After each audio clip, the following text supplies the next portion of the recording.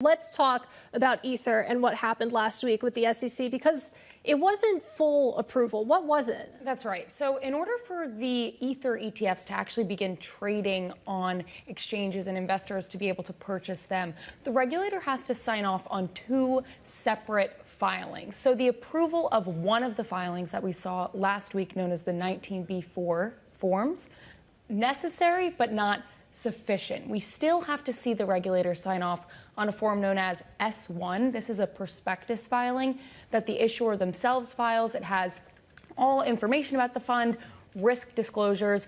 Unlike the first batch of these papers that we saw approved last week, the S1s don't have a deadline. So the SEC doesn't have a certain date that they have to make a statement on these funds. So we might be waiting for days, weeks, or even months for that next step before the funds actually begin trading. Well, that's my next question on Graffeo, is about that timeline here. Because if the SEC doesn't necessarily have a deadline, what are the folks on the other side who are waiting for this approval? What's their timeline? So it's and can we look to what happened with Bitcoin a few months ago for any sort of guidance? Well, it was different with Bitcoin, because with the Bitcoin ETFs, we actually saw the regulator sign off on both of the forms at the same time. And that's why the funds started trading right after we had that announcement that, oh, they're approved, and then they started trading the next day. For the S1, it's actually now up to the issuers. How quickly can they get their paperwork in, and then how quickly can the SEC sign off on it?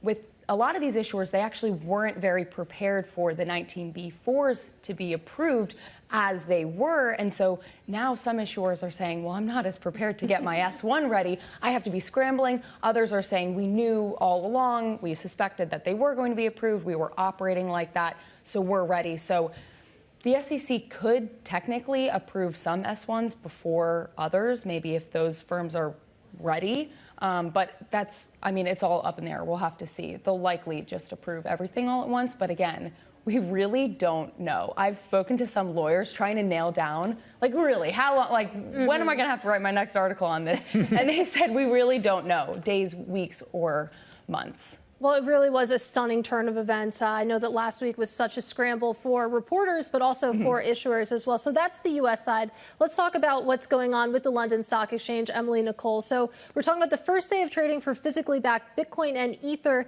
exchange traded notes. These are only for professional investors. Talk us through how this is different from what we're seeing stateside. So in the US, it was a pretty big deal when Bitcoin ETFs got approved back in January. It was kind of a heraldic moment, a really big moment for the industry. But in Europe, we've had crypto ETPs for going on 5 years, even more. So it's really been a really long time that this has been coming to London. Issuers over here have been lobbying to get this done in the UK for quite some time. And it almost came as a bit of a surprise in March when the regulator finally said, OK, maybe you can do this just for professionals. So it's been a long time coming. But the issuers themselves, they only had a few weeks to get ready as well. So it's been scrambling on both sides of the pond. What do we expect in terms of flows, Emily, Nicolle?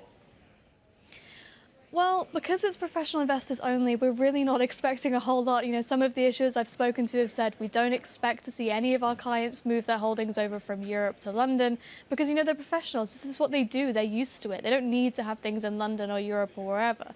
And so because of that, we're really not expecting to see a whole lot of flows going into these products. But, it's a stepping stone, right? And if these things go without a hitch and they get to see some sort of flow, some sort of demand, perhaps that'll give the issuers a case to make to the regulator to say, you should be opening these up to retail investors too.